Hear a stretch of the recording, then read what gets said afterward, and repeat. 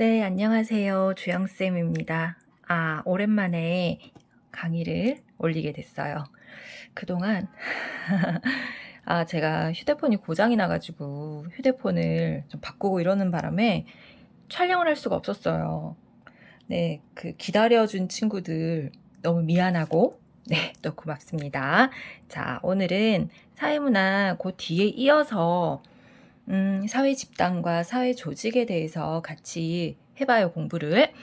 특히 사회 집단과 사회 조직 같은 경우에는 조금 까다롭다고 느끼는 친구들이 많아요. 아마 이 파트가 생각보다 좀 이게 외워야 될 것도 있고 서로 비교 분석하는 문제도 많고요. 특히 이제 저희가 사회문화에서 보통 끼워 넣기 문제라고 해서 왜 있잖아요. 다 비워 넣고 만약 이게 이거였을 때 이런 특징이 있을 것이다.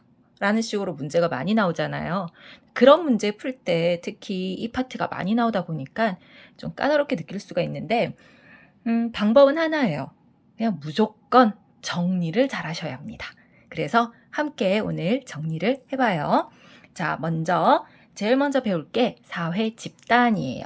자, 사회 집단 먼저 가겠습니다.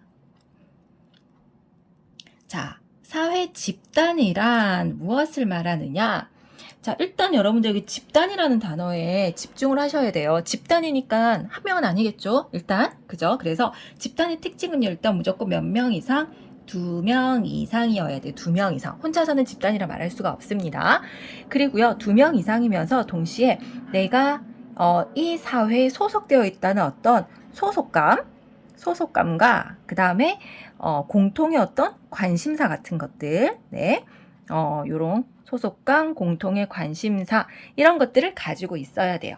그리고 비교적 지속적으로 만날 수 있어야 돼요. 자, 비교적 지속적인 우리가 보통 지속적인 상호작용을 할 수 있어야 된다라고 얘기를 하거든요. 자, 요 세 가지 특징을 가지고 있을 때 우리는 사회 집단이다라고 설명을 합니다. 그럼 예를 들어서 2명 이상인 거, 버스를 탔어요. 우리 버스에 뭐 혼자 탈 수도 있겠지만 대부분 2명 이상 타고 있죠. 그럼 버스에 타고 있는 승객들은 사회 집단인가? 아니에요. 왜냐? 지속적으로 상호작용한다고 볼 수가 없죠. 같은 버스 타는 사람들이 항상 매일 같이 볼 수도 있지만 늘 그렇진 않거든요. 그리고 공통의 관심사? 있을 수도 있지만 그렇다고 말할 수도 없거든요. 그죠? 또는 요즘은 코로나 때문에 우리가 많이 못 가는데 혹시 야구 좋아하시나요? 저는 해마다 야구를 늘 보러 갔었거든요. 최근에 못 가서 되게 좀 아쉬운데 야구장 가서 소리 지르고 이러면 되게 스트레스 풀리고 좋잖아요. 네. 자, 그 야구장에 모여있는 관객들을 생각해 볼게요. 일단 야구장에 모이는 관객들은 2명 이상이긴 해요. 근데 비교적 지속적으로 항상 뭐 그 경기를 늘 본다고 할 수는 없죠. 지속적인 상호작용을 한다고 볼 수가 없어요. 공통의 관심사는 있겠지만 내가 이 경기장에 소속되어 있다 또는 내가 좋아하는 이 어떤 팀에 소속되어 있다 뭐 이런 소속감은 전혀 없잖아요. 집단이 아닌 거예요. 그런데 만약에 내가 어떤 좋아하는 야구팀의 팬클럽이다 라고 했을 때는 집단이 될 수가 있어요. 일단 팬클럽 2명 이상이죠. 내가 이 팬클럽에 소속될 때 소속감 있죠. 공통의 관심사 있어요. 내가 좋아하는 그 야구 선수들 또는 그 야구 구단 관심사 있어요. 그리고 팬클럽들은 비교적 지속적으로 만나요. 자기들이 활동을 많이 하잖아요. 그러면 집단이라고 볼 수가 있어요. 그래서 집단인지 아닌지를 확인할 때는 반드시 이 특징들을 비교를 잘 하셔야 됩니다. 자, 그 다음에 이제 우리가 제일 중요한 거, 요거는 진짜 왕별표 한 100만 개는 하셔야 될 것 같아요. 사회 집단의 종류를 지금부터 보겠습니다. 종류를 크게 3가지로 나누는데요. 늘 정리를 잘 하셔야 된다고 했잖아요. 이 파트에서 정리를 아주 잘해야 되는 게 바로 이 부분이에요. 사회 집단을 나눌 때 크게 3가지로 나누거든요. 먼저 첫 번째는요. 구성원 간의 접촉 방식이에요. 자, 구성원의 접촉 방식. 자, 어떻게 구성원들이 접촉을 하느냐? 이 접촉 방식으로 나누는데요. 자, 구성원의 접촉 방식으로 사회 집단을 구분한 학자를 우리가 쿨리라고 불러요. 이 쿨리라는 사람이 구성원의 접촉 방식으로 사회 집단을 구분했어요. 그래서 어떻게 했느냐? 자, 1차 집단이 있고요. 1차 집단, 그리고 2차 집단으로 나눈다라고 구분을 했어요. 1차와 2차로. 자, 그러면 기억하실 거예요. 쿨리는 뭘로요? 접촉 방식이에요. 어떻게 접촉하느냐를 가지고 뭐다? 1차냐, 2차냐 이렇게 두 개로 나누었습니다. 자, 그러면 쿨리가 나눈 사회 집단, 1차 집단과 2차 집단 성격 잠깐 볼게요. 접촉 방식이 포인트예요. 접촉 방식. 자, 그러면 1차 집단은 어떻게 접촉하냐면요. 얘네들은 직접적인 단어를 기억하셔야 돼요. 직접적인 대면 접촉이에요. 대면 접촉은 직접 얼굴을 맞대는 거예요. 면대면. 그래서 직접적인 대면 접촉을 하면 1차 집단입니다. 그리고 이런 말도 써요. 전인격적인 접촉을 한다. 이런 말도 쓰거든요. 전인격적인 접촉은 별로 어려운 말은 아니고요. 항상 모든 면에서 인격적으로 대화한다. 뭐 이런 얘기거든요. 자, 그리고 이 전인격적인 접촉이다. 이거는 뭐 이제 인간관계 자체가 목적이 될 수가 있는 거거든요. 그 다음에 1차 집단은 이제 비공식적 규범을 통해서 제재를 해요. 자, 비공식적 규범 제재합니다. 제재 방식은 비공식적인 규범으로 제재하는데 여기서 말하는 비공식적인 규범이라는 건 예를 들어서 법이 공식이라고 얘기를 하잖아요.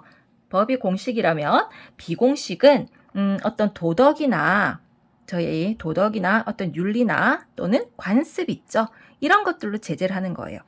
자, 예를 들어서 대표적으로 1차 집단에 누가 있느냐? 가장 대표적으로 가족이나 우리 또래 집단 요런 집단들이 주로 1차 집단에 속한다라고 보시면 되겠습니다.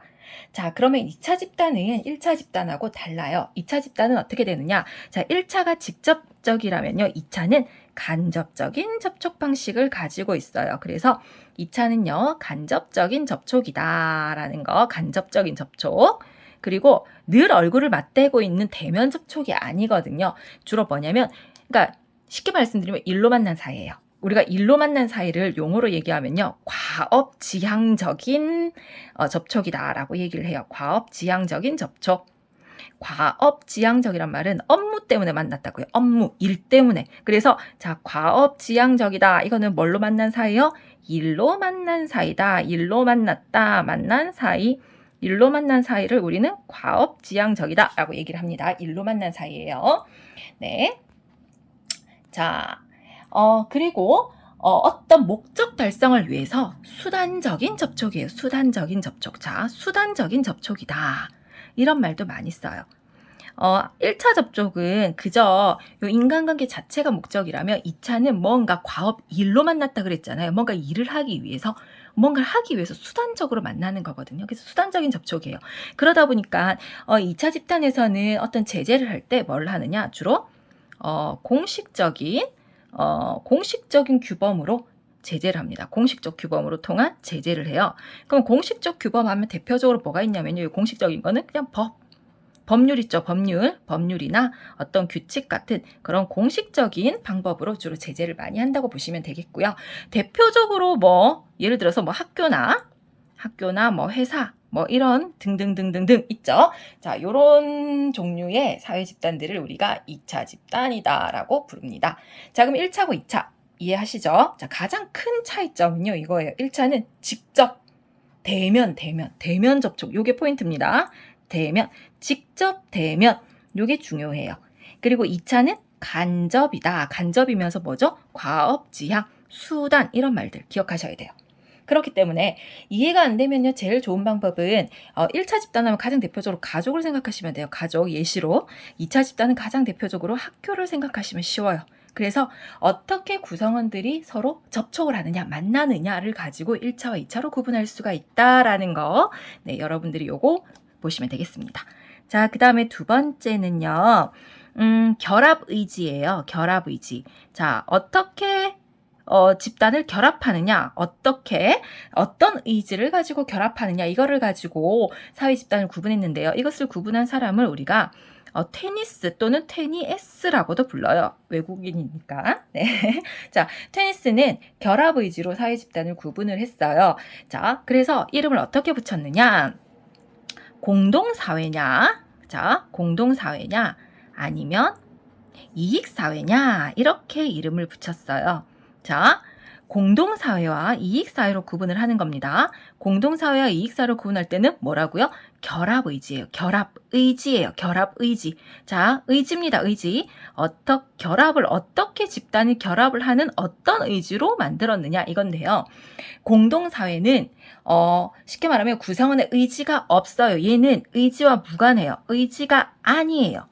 의지로 만들어진 게 아니고요. 그저 그러니까 쉽게 말씀해서 구성원들의 어떤 의지가 없다. 이거는 어떠냐? 선천적으로 소속된다라는 얘기 같아요. 선천적으로 소속된다.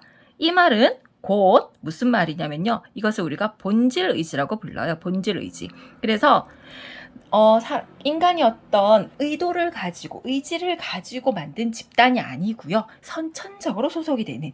그래서 우리가 선천적으로 소속되는 것을 무슨 의지라고 한다고요? 중요한 말, 본질 의지입니다. 본질 의지. 그 말은 다시 말하면 이거는 거의 자연 발생적으로 만들어지는 집단이다라고 보실 수가 있어요. 자연 발생적. 그러니까 인간의 의지가 들어가 있지 않아요. 그리고 그러다 보니까 요 공동사회 같은 경우에는 결합 자체가 목적이에요. 그냥 이 집단의 어떤 이 결합 자체가 목적인 집단입니다. 그래서 가장 대표적으로 가족이 있어요. 가족이 가장 대표적인 공동사회예요. 생각해 보시면 가족은 내가 가족을 나의 어떤 의지를 가지고 가족을 만들진 않잖아요. 우리가 선천적으로 소속되죠. 내가 부모님을 선택할 수는 없잖아요. 그죠? 본질 의지, 자연 발생적으로 만들어지는 거예요. 가족. 그래서 가족은 뭔가 어떤 목적을 이루기 위한 수단으로 가족을 우리가 만들진 않잖아요. 그래서 가족은 결합 자체가 목적입니다. 그러면 이익사회는요. 자, 이익이잖아요. 어떤 이익을 위해서 만든 거예요. 그래서 여기는 이제 의지가 들어가요. 어떤 의지냐? 선택 의지입니다. 구성원들이 선택을 해요. 그래서 얘는 의지가 들어가요. 선택을 합니다. 선택. 중요합니다. 이거 선택에서 의지가 들어가요. 선택 의지에서 만들어져. 이 말은 다시 말하면 자, 인위적이라는 얘기죠. 인위적. 우리가 선택을 하는 거니까 인위적으로 만들어지는 거고요. 그리고 상당히 어떤 특정 목적을 달성하기 위해서 만들어지거든요. 그래서 인위적이면서 어떤 특정 목적 달성이에요. 특정 목적 달성을 하기 위해서 만든 집단을 우리가 이익사회라고 부른다라는 거. 아이고 오랜만에 하니까 글씨가 막 날아가요. 그래도 알아보시겠죠? 네. 특히 요 이익사회 같은 경우에는요, 이제 이해관계를 따져요. 이해관계 아시죠? 이익과 손해의 관계 이런 것들을 따지고요. 그리고 수단적인 관계가 되게 중심이 돼요. 그래서 뭐 수단적 관계다 뭐 이런 말도 많이 쓰고요. 네. 그리고 뭐 용어 나올 때 그런 것도 있어요. 뭐 이해타산적이다. 뭐 이해타산적 이런 용어들이 많이 나와요. 이런 것들이 나오면 전부 다 이익사회구나. 어떤 목적을 이루기 위해서 사람들이 어떻게 해요? 인위적으로 선택한 집단이구나 라는 걸 기억을 하시면 되고요. 대표적으로는 학교도 있지만 좀 특이한 게 있어요. 특히 이익사회는 정말 중요합니다. 이익사회에서 조금 특이한 게 뭐가 있냐면요. 대부분 다 뭔가 어떤 이해관계를 따지고 어떤 수단적인 관계가 중심이 되는 그런 사회 집단이 많아요. 그런데 특이하게도요, 어떤 친목 도모, 우리가 친목을 도모하기 위해서 만든, 보통 친목 도모라고 한다면은 조금은 뭔가 이해관계를 따지는 그런 건 아니잖아요. 근데 친목 도모와 같이 어떤 친밀한 인간관계, 이런 친밀한 인간관계를 지향하는 집단도 있어요. 자, 요런 하는 집단도 이익사회에 들어가요. 예를 들면 뭐가 있냐면요. 요거는 예를 들어서 동호회 같은 거. 네, 동호회. 이런 동호회 같은 거는 사실은 뭔가 이해관계를 따지진 않지만 목적 달성은 맞거든요. 인위적으로 만들어진 거 많아요. 사람들이 선택을 한 거잖아요. 그죠? 그래서 동호회 같은 경우에는 조금 성향이 예를 들어서 우리가 공부를 할 때 보시면 공동사회는 이제 접촉으로 보면 1차 집단에 가깝거든요. 그리고 이익사회는 2차 집단이에요. 그런데 이 친목 도모를 위해서 만든 요 이익사회는요, 성향이 1차 집단에 가까워요. 그렇다고 공동사회는 아니에요. 이익사회지만 성향이 1차 집단에 가까워요. 아까 제가 뭐라 그랬죠? 대부분 이익사회는 2차 집단에 가까워요. 그래서 수단적인 관계를 가져요. 왜? 목적 달성을 하기 위해서 만났으니까 수단적이거든요. 그런데 이익사회 중에서도 친목 도모를 위해서 만들어진 이익사회는 오히려 2차보다는 1차 집단의 성향을 가진다는 거죠. 그래서 요거 중요합니다. 네. 대부분 이익사회 하면 여러분들이 아는 학교, 회사, 뭐 이런 것들 다 어떤 목적을 위해서 만들어졌죠. 다 이익사회예요. 그런데 친목 도모를 위한 이런 동호회 같은 모임들 이런 것들도 이익사회에 들어간다라는 거 요거 잘 기억을 해주시면 좋겠습니다. 네, 자꾸 휴대폰이 자꾸만 기울고 있어요. 죄송해요. 중간중간에 네, 조금 이상하더라도 이해해 주세요. 네, 그 다음에 이번에는 세 번째 집단이에요. 세 번째는 자, 요거는 여러분들 사실은 외운다기보다는 이거는 문제 속에서 파악을 하셔야 되는데요. 소속감으로 구분합니다. 소속감. 소속이 아니고요. 소속감. 소속감이 뭐죠? 감은 느낌. 느낌이에요. 느낌. 자, 내가 소속이 되어 있다고 느끼는지 안 느끼는지 이게 포인트예요. 이렇게 구분한 사람을 우리가 썸너라는 학자인데요.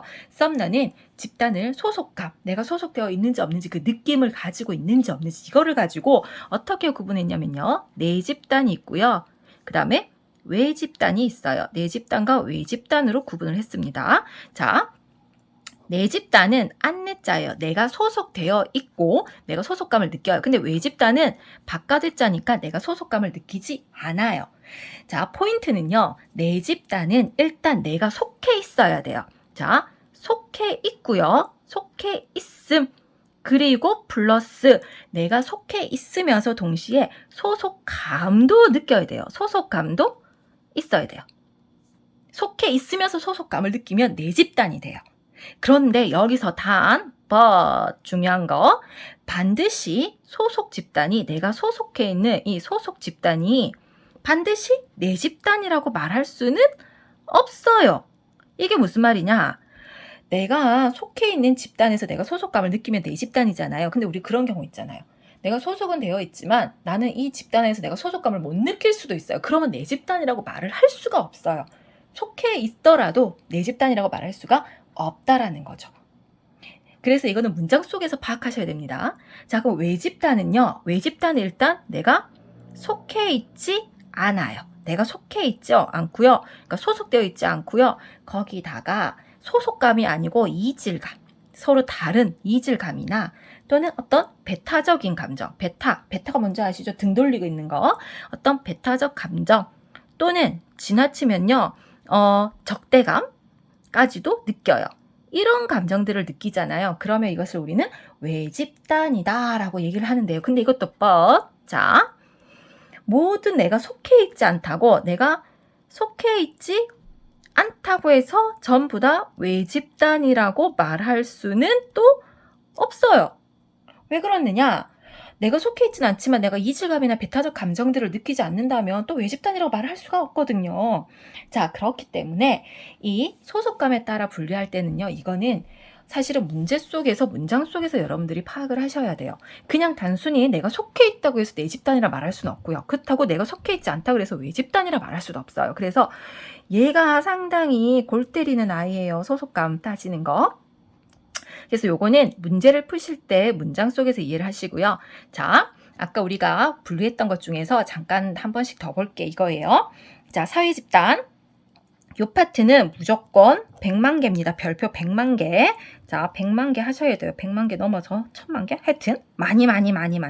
무조건 외우셔야 돼요. 요 파트는 무조건 암기입니다. 암기. 꼼꼼하게 외우셔야 돼요. 자, 먼저 접촉 방식으로는 어떻게 나눈다고요? 1차, 2차. 1차는 무조건 직접 대면, 전인격적, 비공식적 규범. 2차는 간접, 과업지향, 일로 만난 사이, 수단적인 접촉, 공식적인 규범. 이렇게 나눠요. 가장 대표적인 예를 하나씩 외우시면 돼요. 1차 집단하면 가족, 2차 집단하면 학교. 그 다음에 테니스는 결합의지. 의지를 가지고 만들었느냐 안 만들었냐 이건데 공동사회는 의지가 없다 그랬죠. 의지가 없다는 것은 무슨 뜻? 선천적이다. 자연적으로 만들어졌다. 즉 이것을 우리는 무슨 의지라고 한다고요? 본질 의지다. 요 말 많이 나와요. 자, 본질 의지는 의지가 있는 거예요? 없는 거예요? 의지가 없는 거예요. 자, 이거는 결합 자체가 목적입니다. 하지만 이익사회는 내가 어떤 이익을 위해서 만들었잖아요. 그래서 무슨 의지다? 선택을 했어요. 선택 의지는 무슨 말이다? 인위적이다 라는 얘기예요. 목적을 위해서 만들었다. 자, 대표적으로 공동사회 하면 가족입니다. 근데 여기 선택에 의해서 만들어진 이익사회는 학교나 회사 등등등 많은데 특히 특이한 거 있다 그랬죠. 이게 친목 도모를 위한 동호회 같은 경우에도 우리 예를 들어서 뭐 산악 동호회, 무슨 동호회 이런 것들은 전부 다 인위적으로 만들어지는 게 맞잖아요. 하지만 인위적으로 만들어지긴 하지만 얘는 성향 자체가 몇 차에 가깝다고요? 요 1차 집단의 성격을 가지고 있다고요. 대부분의 이익사회는 2차 집단의 성격을 가지고 있어요. 왜? 전부 다 뭔가 목적 달성을 하기 위해서 수단적으로 만나기 때문에 대부분 다 2차 집단의 성향을 가지고 되지만 이익사회 중에서도 친목 도모를 위한 이런 사회 집단은 1차 성향을 가져요. 보통 가족이 1차 집단의 성향을 가지잖아요. 그래서 이런 친밀함, 친목 도모는 대부분 1차적 성격을 가진다라고 해서 요 이익사회를 눈여겨보셔야 됩니다. 특히 요 이익사회는 특히 눈여겨보셔야 돼요. 이익사회는 정말 눈여겨보세요. 자, 그 다음에는 이 썸너라고 하는 사람이 만든 사회 집단은 소속감으로 구분한다고 말씀드렸어요. 그러니까 속해 있다, 속하지 않았다가 아니라 소속되어 있는 점인지 느낌으로 판단하는 소속감입니다. 그래서 소속감으로 내가 속해 있으면서 소속감을 느끼면 내 집단이고요. 속하지 않았고요. 이질감이나 배타적 감정을 느끼거나 적대감을 느끼면 외 집단이다 라는 걸 기억을 잘 해주시면 되고요.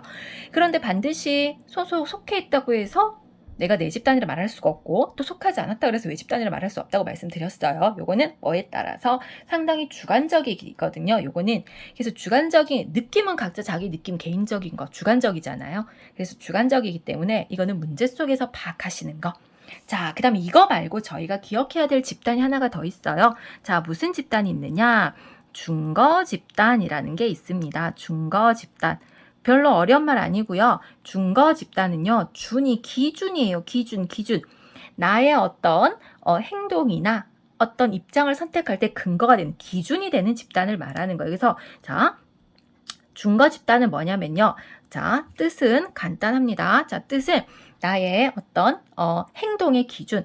자, 나의 행동이나 또는 내가 어떤 입장을 선택할 때 이런 행동이나 입장 선택의 기준이 되는 집단이 자, 중거 집단이에요. 예를 들면 내가 가고 싶은 학교가 있죠. 그럼 내가 그 학교를 가기 위해서 공부를 할 거잖아요. 그럼 그 학교가 나의 뭐가 되죠? 나의 모든 행동, 나의 공부의 기준이 되는 거예요. 그런 게 중거 집단이라고 보시면 되거든요. 자, 문제는 예를 들어서 지금 내가 속해 있는 우리가 소속되는 소속 집단 있죠. 나의 소속 집단과 중거 집단이 일치를 해요. 만약에. 그러면 나는 어때요?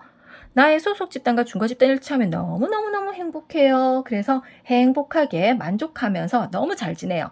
그럼 아주 좋겠죠. 해피합니다. 해피. 그죠? 자, 하지만 나의 소속 집단과 내가 지금 속해 있는 집단과 중거 집단이 만약에 일치하지가 않잖아요. 일치하지가 않아요. 그러면 무슨 일이 생기느냐? 불만이 많겠죠. 왜? 내가 원하는 곳이 아니에요. 내가 속해 있는 곳이. 그러면 사람들은 뭐를 가지느냐? 현재 자신이 속해 있는 이 소속 집단에 대해서 소속 집단에 불만이 많이 쌓여요. 불만을 가지고요. 그리고 박탈감도 가지죠. 상실감도 느낄 수 있고요. 여러 가지 이런 것들도 느껴요.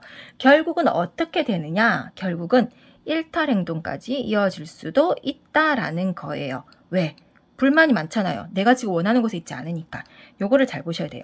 우리가 요거 얘기할 때 예를 많이 드는 게 인어공주 아시죠? 인어공주 이야기 많이 해요. 자, 인어공주 다 아시죠? 동화. 인어공주가 소속되어 있는 소속 집단은 뭐죠? 자, 인어공주의 소속은 바다예요. 바닷속. 자, 바닷속입니다. 바닷속이 소속 집단이에요. 하지만 인어공주는 어디를 가고 싶어 해요? 자, 인간 세상으로 가고 싶어 하죠. 인간 세상. 그죠? 그러면 인어공주는 지금 본인의 소속 집단하고 중거 집단이 달라요. 그래서 인어공주가 뭐를 선택해요? 그 마녀 찾아가가지고 목소리 주고 다리 얻어서 인간 세상 가잖아요. 바로 무슨 행동을 했죠? 일탈 행동을 해버리는 거예요. 그래서 이렇게 문제가 된다는 거죠. 그렇기 때문에 중거 집단은 이 사람의 중거 집단이 무엇인지는 그 사람의 어떤 그런 여러 가지 가치관도 알 수가 있고요. 그 사람의 성향도 알 수가 있고요. 그래서 이 중거 집단을 파악하는 게 상대방을 파악하는 데 있어서 되게 중요하다고 얘기를 합니다. 자, 여기까지가 집단이에요. 자, 그럼 이제 집단 중에서 그 다음 넘어가는 게 조직에 대해서 살펴볼게요. 자, 그러면 이제는 사회 조직에 대해서 우리가 한번 다시 정리를 해보도록 하겠습니다. 잠깐 초점을 조금 맞출게요. 아이고, 흔들리네요, 많이. 네. 자, 이제 사회 조직에 대해서 같이 공부를 해 보아요. 자, 이번에는 사회 조직입니다. 자, 조직은 집단하고 연결이에요. 집단 중에서 우리가 조직을 볼 건데요. 모든 사회 집단이 다 사회 조직이 되는 건 아니에요. 자, 그럼 사회 조직이 되려면요. 뭐 중에서? 자, 사회 집단 중에서요. 사회 집단 중에서 자, 지금부터 어떤 특징이 있어야 되냐? 특징 정리하셔야 돼요. 자, 첫 번째는 목표와 자, 그 집단의 어떤 목표와 경계가 명확해야 돼요. 집단의 목표하고 경계가 명확하고요. 그 다음에 두 번째가 과업을 위한 어떤 과업 수행 있죠. 아까 일로 만나서 얘기했잖아요. 어떤 과업 수행, 일을 하기 위해서 이 과업 수행을 위해서 그 사람들의 구성원들의 어떤 지위하고 역할이 엄격하게 구분이 돼야 돼요. 지위 역할의 엄격한 구분. 그 다음에 세 번째는요. 규범, 어떤 규범이나 그 다음에 절차가 체계화되어 있어야 돼요. 규범이나 절차가 체계화되어 있다. 자, 이 성격을 가진 집단을 우리는 바로 뭐라고 한다고요? 사회 조직이라고 불러요. 그러면 자, 보세요. 목표와 경계가 명확해야 돼요. 집단 중에서. 어떤 일로 만난 사이, 과업을 수행하기 위해서, 일하기 위해서 그 안에서 집단에서 지위 역할이 엄격하게 구분이 돼야 돼요. 그리고 그 집단에서 규범이나 절차가 딱 체계화되어 있어야 돼요. 이런 성향을 가진 사회 집단을 우리는 따로 뭐라고 부른다고요? 바로 사회 조직이다라고 불러요. 그럼 가만히 생각해 보시면 우리가 앞에서 왜 그 1차 집단, 2차 집단 할 때 가족 학교 있었잖아요. 그러면 일단 대표적으로 가족을 생각해 보시면 가족은 우리 가족의 목표나 경계가 명확한가요? 가족 안에서 엄마, 아빠, 아가들이 할 일은 있지만 그게 엄격하게 구분이 되진 않죠. 또 규범이나 절차가 체계화되어 있나요? 그렇진 않아요. 그러면 가족은 조직이라 말할 수가 없겠죠. 이해가 가시나요?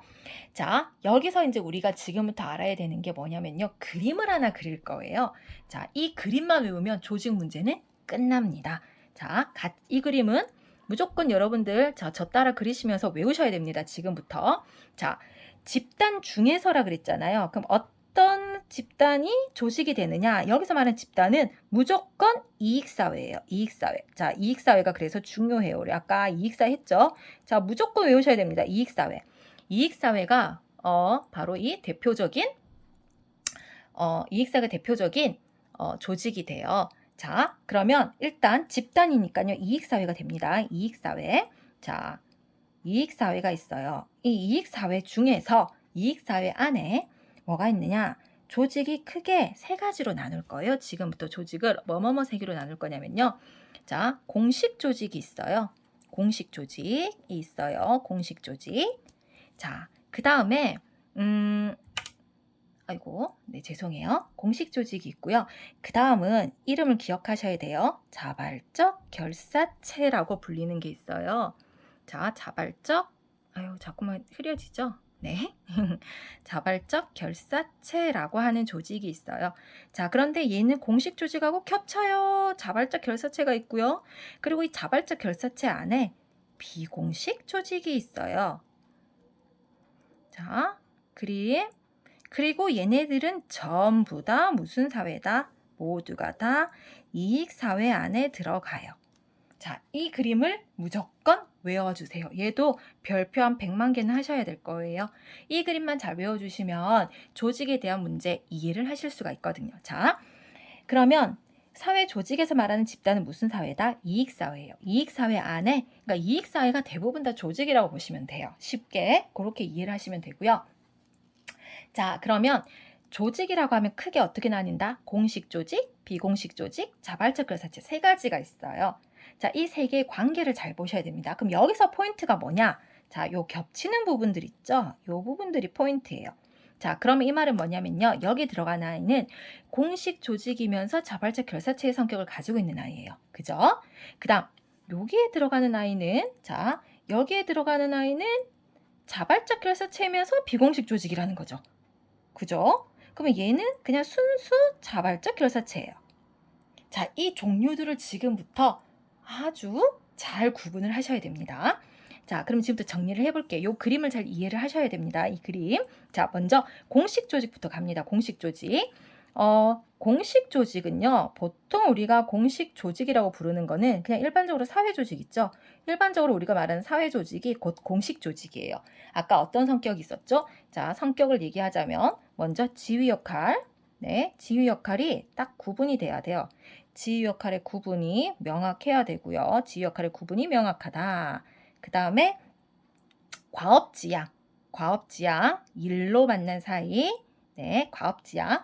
그 다음에 수단적인 인간관계, 이런 것들, 수단적인 인간관계가 나타난다라는 거.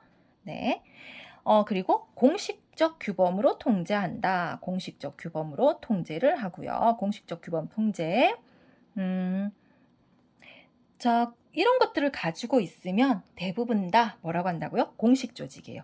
그래서 예를 들면 대표적으로 뭐 학교나 우리 회사 있죠? 이런 건 대부분 다 공식 조직이에요. 예를 들면. 그러면 비공식 조직은 뭐냐면요. 자, 이 비공식 조직을 헷갈리시면 안 돼요. 자, 비공식 조직은 공식 조직 안에 들어가야 돼요. 반드시 중요한 거. 자, 이 말이 꼭 들어가야 됩니다. 비공식 조직은 공식 조직 내에서 만들어진다는 거. 그래서 공식 조직 내에서, 이 말은 누가 만든다? 즉 공식 조직의 구성원들이 만들어요. 자, 공식 조직 구성원들이 만듭니다. 자, 그래서 비공식 조직은 반드시 공식 조직 구성원들, 즉 공식 조직 내에서 구성원들이 만드는데, 이 사람들이 어떻게 많으냐? 공식 조직 구성원들이 자발적으로, 네, 자발적이란 말이 들어가죠? 자발적으로 만든 조직이에요. 그래서 자발적으로 결성하는 조직을 저희가 비공식 조직이라 불러요. 그래서 이 둘은 기억을 잘 하셔야 돼요. 자, 비공식 조직은 반드시 어디요? 공식 조직 내에서 만들어집니다. 즉, 공식 조직 구성원들이 어떻게 만든다고요? 자발적으로 만들어요. 어떻게 만드느냐? 서로 비슷한 공통의 관심사, 취미가 비슷한 사람들끼리 만들어요. 그래서 예를 들면 이렇게 말을 해요. 저희가 예를 들어서 뭐 사내 동호회 이런 말 하잖아요. 사내 동호회면 회사 안에서 비슷한 취미를 가진 사람들끼리 만든 동호회, 이런 것들이 대표적으로 비공식 조직에 해당한다는 거예요. 기억 꼭 하셔야 됩니다. 자, 비공식은 반드시 공식 조직 내에서 공식 조직 구성원들이 만들어요. 그러면 이런 비공식 조직 왜 만드느냐? 그냥 회사에서도요, 같이 회사 일하는 사람들끼리 취미가 비슷한 사람들끼리 그런 거 있잖아요. 뭐 예를 들어서 무슨 회사 뭐 등산 모임, 무슨 회사 산악회, 뭐 이런 것들이 전부 다 비공식 조직이에요. 자, 이거를 만든 이유가 뭐냐면요. 회사 생활 너무너무 재미가 없어요. 지루해요. 일만 하면 어때요? 너무너무 힘들죠? 일로 만든 사이니까, 공식 조직은. 그 안에서 일어나는 어떤 그 긴장감이나 소외감, 이런 것들을 완화하고자 하는 목적이 있어요. 그래서 공식 조직은 우리가 순기능과 역기능을 살펴보거든요. 그러니까 좋은 점, 안 좋은 점. 공식 조직, 그러니까 비공식 조직의 순기능은 뭐냐면요. 비공식 조직의 순기능 같은 경우에는 일단 그게 있어요. 먼저 대표적으로 긴장감 완화, 긴장감이나 소외감이 완화가 돼요. 긴장감, 소외감 완화, 이런 게 대표적이에요. 그리고 어떤 공식 조직의 공식 조직 운영의 효율성도 높아져요. 효율성도 올라가죠. 왜냐면 그 학교 쉽게 생각해 보세요. 학교에서 공부만 하면 너무 재미없죠. 근데 가끔씩 동아리 모임하고 이러면 재밌잖아요. 그러니까 되게 지루하고 따분하고 막 힘든 그런 뭐 회사 생활에서 그런 이제 친한 사람들끼리 서로 모여가지고 취미 활동 같이 하면 좀 더 회사 생활이 재밌지 않겠어요? 그런 개념이에요. 그런데 역기능은 뭐냐면요. 아무래도 사람들이 일을 해야 되는데 일은 안 하고, 즉 공식 조직, 학교에서 공부해야 되는데 공부는 안 하고 맨날 동호회 모임만 하고 이런 것만 생각하면 공식 조직의 운영을 방해할 수가 있어요. 그래서 자, 오히려 공식 조직 운영을 방해할 수도 있고요. 운영 방해. 그리고 가장 큰 게 그거예요. 그 사적 인간관계를 우선시할 수가 있어요. 이게 무슨 말이냐면요. 이 사적 관계를 우선시하면은 이제 공식 조직의 어떤 효율성이 떨어지는데, 예를 들어서 일을 할 때는 회사에서 서로 뭐 부장님, 과장님 이렇게 되잖아요. 그런데 이 동호회 모임을 할 때는 부장님, 과장님이 아니라 그냥 형, 동생이 되는 거예요. 근데 일을 해요. 일을 하는데 문제가 생겼어요. 그러면 부장님 이렇게 해주세요. 가니까 에이 형 한 번만 봐줘 이렇게 돼버리는 거예요. 그러면 제대로 일이 안 되겠죠. 그렇기 때문에 어떤 공식 조직의 운영을 방해할 수가 있게 되거든요. 자, 그래서 이게 비공식 조직의 역기능이다라고 말할 수가 있습니다. 그리고 그 다음에 이제 요거 자발적 교사체인데요. 얘 되게 중요해요. 얘가 정말 포인트입니다. 여러분들 자발적 교사체가 정말 중요하거든요. 자, 그럼 이제 자발적 교사체를 정리를 해볼게요. 자발적 결사체 갑니다. 자발적 결사체는요, 말 그대로 앞에 뭐가 붙어 있죠? 자발적이라는 단어가 붙어 있죠. 자, 얘는 제가 이제 보통 친구들에게 설명할 때 이 자발적 결사체를 뭐라고 설명하냐면, 그림을 잘 보시면요. 자, 짜자잔, 그림 다시. 자발적 결사체는 약간 양다리 걸치고 있죠. 그죠? 자발이면서 공식에도 들어가 있고요. 또 자발 중에서 비공식도 있고요. 그냥 자발도 있어요. 그러니까 자발적 결사체는 세 가지예요. 그래서 얘는 항상 문제에 늘 나와요. 그러니까 여러분들이 자발적 결사체 공부를 엄청 하셔야 돼요. 얘는 정말 그냥 순수 자발도 있으면서 공식과 비공식의 양다리를 걸치고 있다는 거 기억하시고요. 특히 비공식하고 자발하고 비교했을 때는 자발적 결사체가 더 큰 개념이에요. 자발적 결사체 안에 뭐가 들어가죠? 비공식이 들어가요. 그런데 잘 보세요. 모든 자발적 결사체가 다 비공식은 아니죠. 왜? 자발적 결사체 중에 공식도 있잖아요. 반대로 모든 비공식 조직은 다 자발적 결사체라고 말할 수가 있어요. 이게 정말 중요하거든요. 그래서 이 그림을 정말 이해를 잘 하셔야 합니다. 자, 그러면 자발적 결사체를 다시 정리를 해볼게요. 쪼로로 가셔가지고요. 네. 자, 자발적 결사체는 뭐냐면요. 일단 어떤 공통의 관심사. 자, 공통의 어떤 관심사나 또는 뭐 목표, 이런 것들을 목표를 가진 사람들이요. 이런 사람들이 포인트로 자발적으로 결성해요. 그냥 자발적으로 결성한 어떤 집단을 우리가 자발적 결사체로 부릅니다. 크게 우리가 세 종류로 나뉘어요. 어떻게 나누냐면요. 얘네들은 그냥 순수한 친목 집단이 있어요. 순수 친목 집단. 자, 순수 친목 집단이 있는데, 이거는 예를 들면은 그런 거 있잖아요. 뭐 동호회나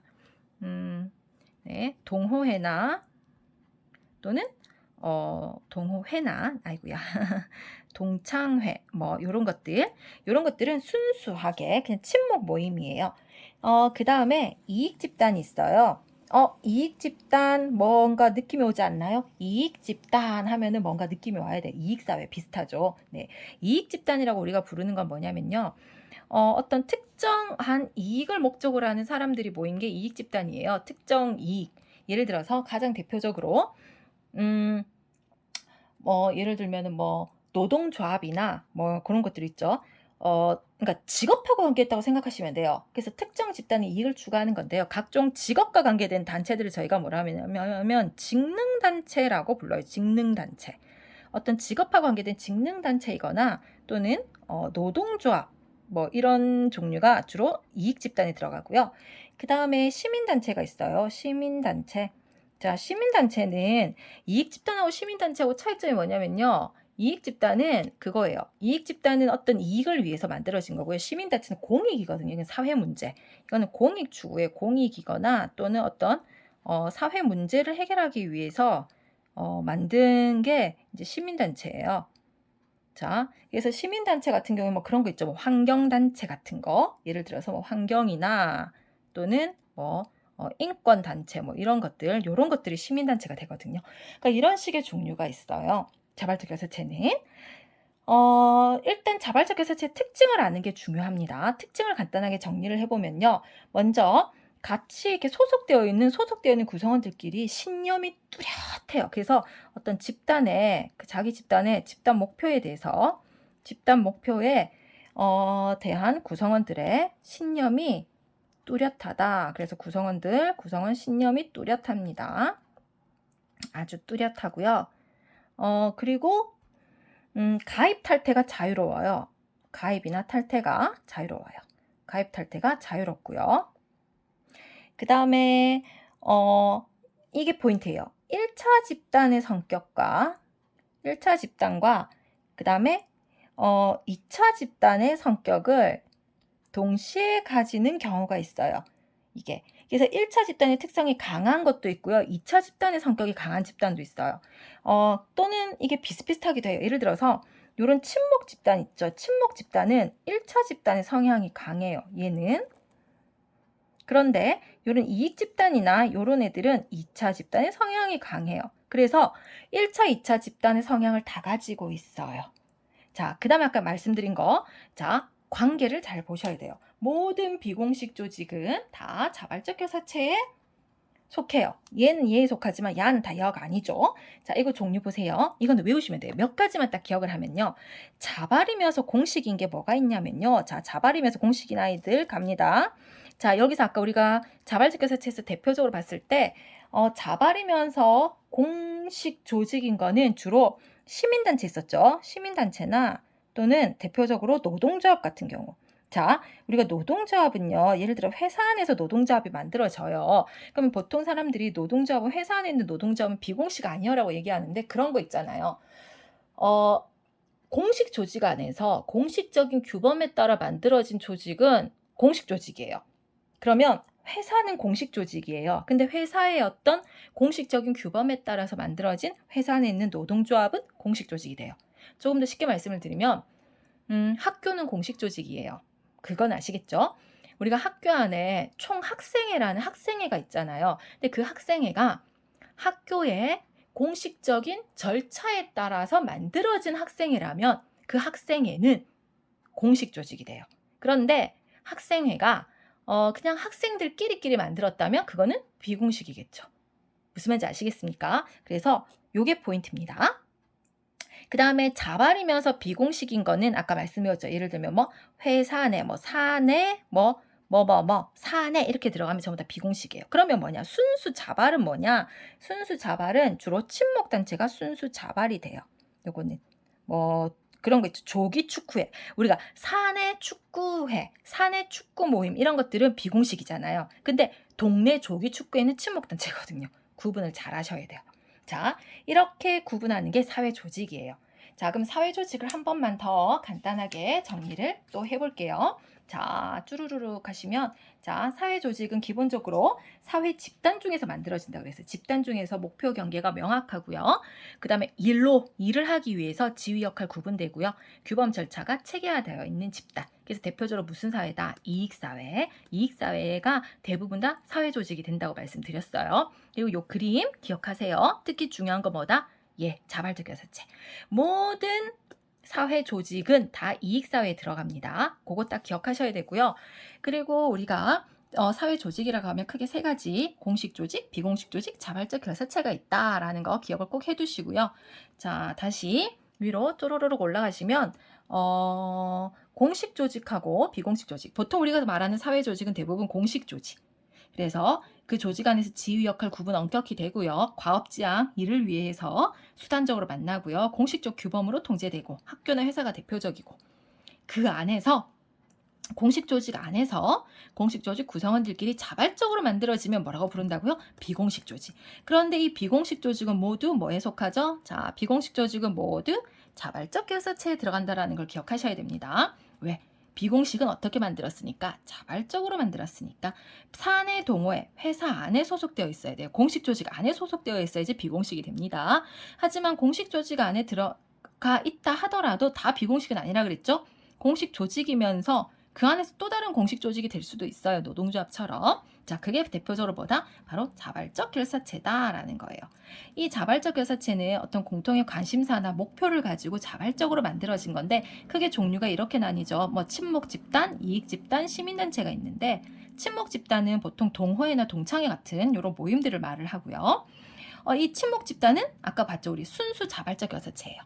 그리고 이익 집단은 여러 직업하고 직능단체, 직업하고 관계가 있어요. 그래서 이익 집단은 대부분 자발이면서 공식 조직인 게 많아요. 얘가. 그리고 시민단체도 자발이면서 공식 조직인 게 많아요. 왜냐하면 공익적인 성격, 사회 문제 해결을 하니까. 자, 그래서 이거 구분 잘 하셔야 된다고요. 자, 특히 자발적 개사체는 집단 목표에 대해서 구성원들의 신념이 뚜렷하고요. 가입 탈퇴가 자유롭습니다. 그리고 1차 집단의 성격을 가진 아이도 있고 2차 집단의 성격을 가진 아이들도 있다라는 걸 기억하셔야 돼요. 특히 요게 포인트죠. 친목 집단. 친목 집단은 분명히 얘는 이익사회예요. 맞죠? 친목 집단은 순수 자발적 개사체에 들어가거든요. 자, 자발적 개사체에 들어가는 것들은 대부분 다 이익사회면 2차 집단이어야 되는데 얘는 몇 차 집단? 1차 집단의 성향을 가질 수도 있다라는 거. 요게 중요합니다. 되셨나요? 네. 자, 요까지 딱 보시고요. 그 다음에 이제 우리가 볼 게 뭐냐면요. 사회 조직이라고 하는 거, 이 조직이 점점점 오늘날 오면서 사회 조직이 규모가 커지고 있어요.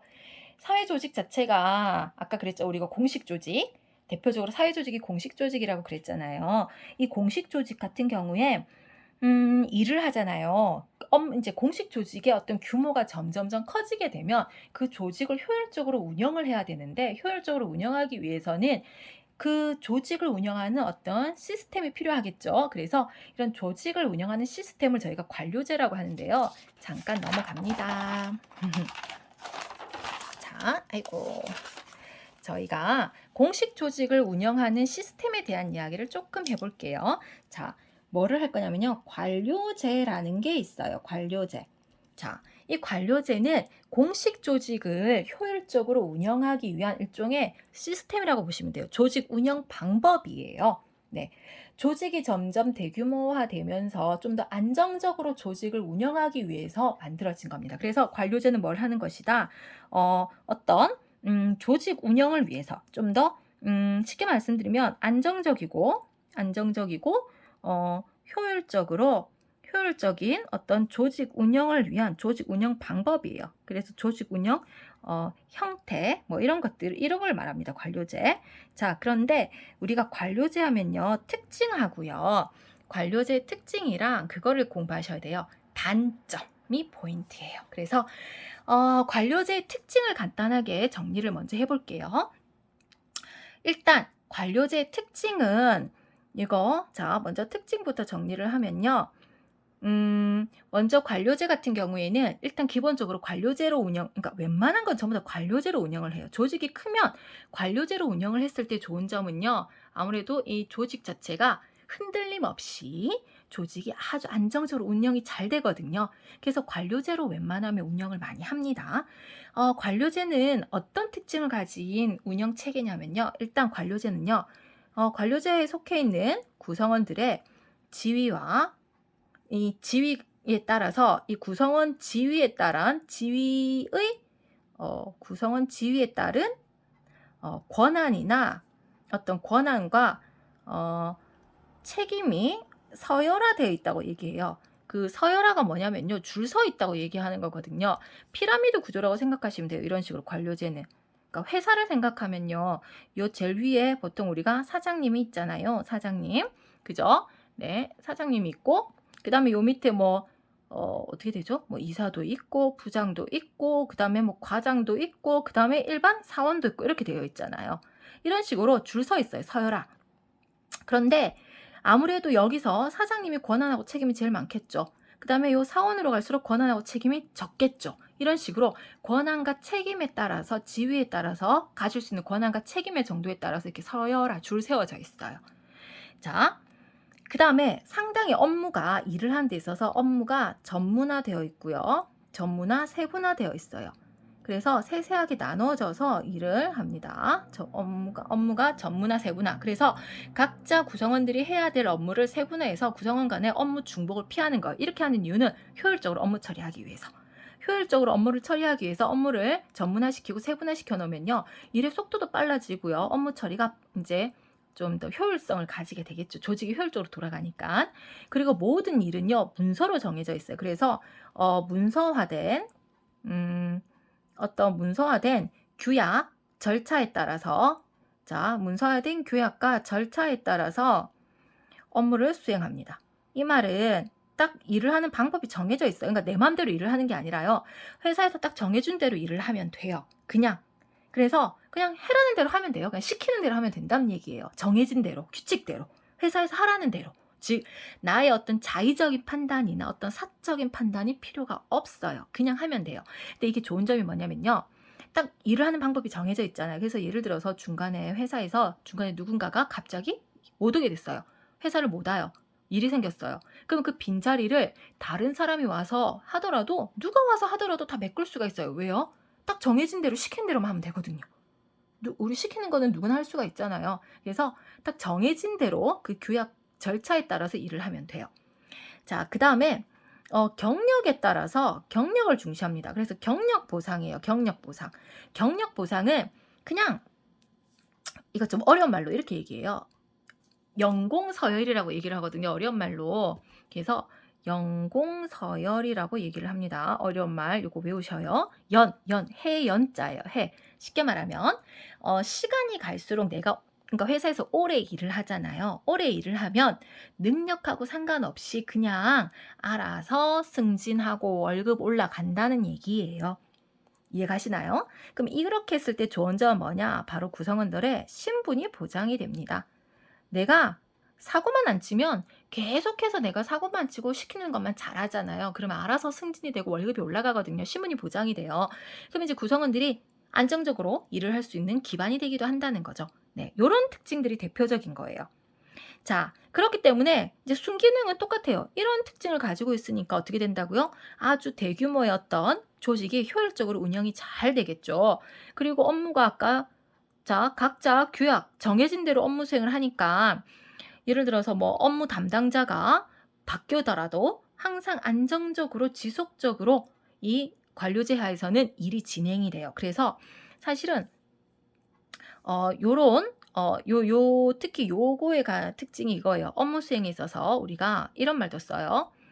업무를 수행하는 데 있어서 안정성이나 그다음에 지속성, 그다음에 예측 가능성을 확보할 수 있다라는 말을 써요. 예측 가능성 확보. 왜 그러냐면 시키는 일 정해진 대로만 하면 되잖아요. 그러니까 이렇게 일을 하면 어떻게 이루어질지 우리가 알 수가 있거든요. 그래서 예측 가능성이 확보가 된다. 이런 얘기를 많이 하고요. 그리고 특히 이거 책임이 서열화돼 있죠. 또 전문화 세분화돼 있죠. 그렇기 때문에 책임 소재가 명확해요. 이거.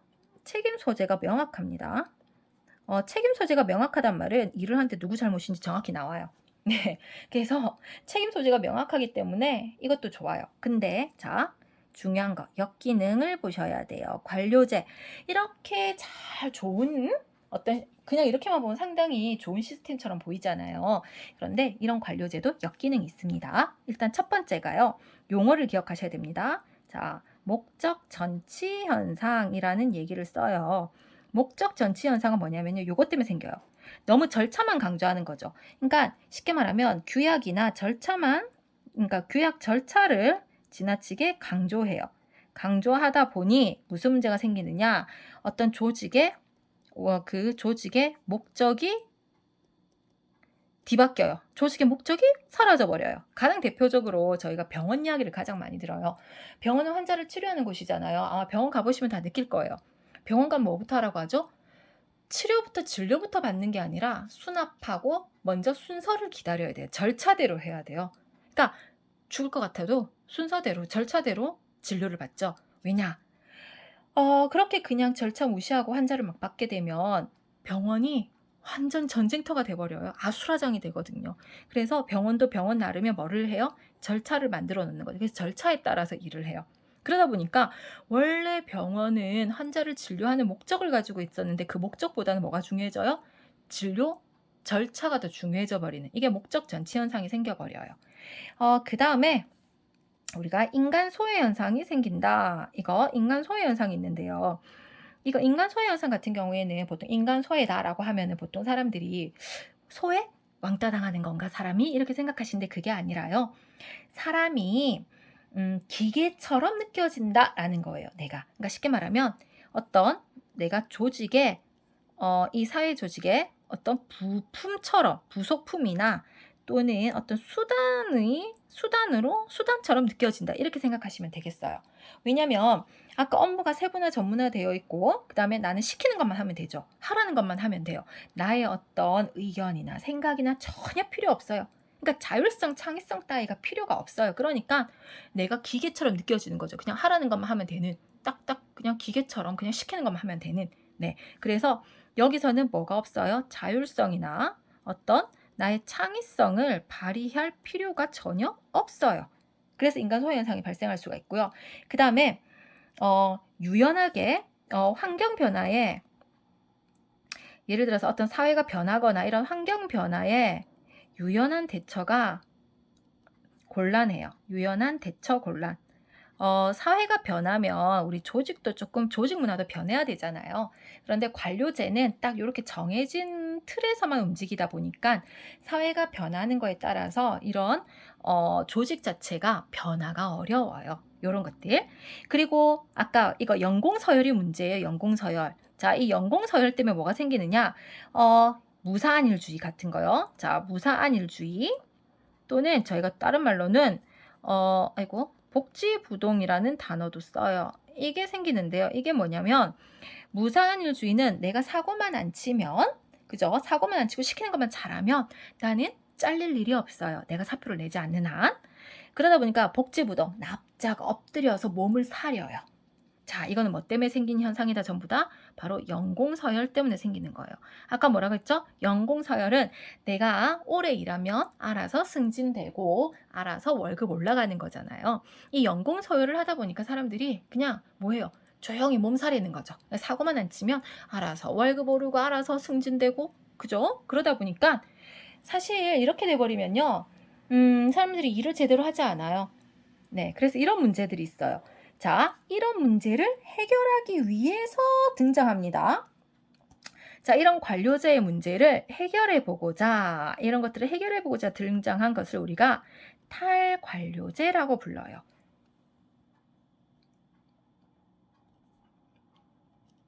자, 그런데 여기서 우리 학생들이 가장 오해를 많이 하는 게 탈관료제의 탈이 벗을탈인데, 이렇게 말을 하면 관료제가 아니라고 생각하는데 관료제입니다. 자, 여기서 포인트. 탈관료제도 관료제예요. 그 말은 이런 안정적으로 효율적으로 조직을 운영하기 위한 방법이에요. 똑같아요. 특징은 가지는데 근데 뭐가 다르냐? 이 역기능을 해결하기 위해서 등장한 거지 관료제가 아닌 건 아니에요. 그 말은 이 탈관료제도 뭐다? 탈관료제도 안정적이고 효율적으로 조직을 운영하기 위한 방법 중에 하나예요. 즉, 이 관료제 아까 얘기했죠? 안정적 효율적으로 조직을 운영하기 위한 방법. 이겁니다. 그래서 탈관료제도 관료제라는 걸 여러분들이 꼭 기억을 하셔야 돼요. 그죠? 이 위에서 방금 우리가 봤던 요런 관료제에서 생기는 문제점을 해결해 보고자 등장한 새로운 관료제일 뿐이에요. 관료제가 아닌 게 아니고요. 관료제입니다. 자, 그러면 차이점이 뭐냐면요. 일단 관료제 역기능 중에서 먼저 요거 해결하자는 거죠. 요거 인간 소외 현상을 해결하기 위해서 자율성, 창의성을 발휘할 수가 있어요. 그래서 탈관료제는요. 일단 수평적이에요.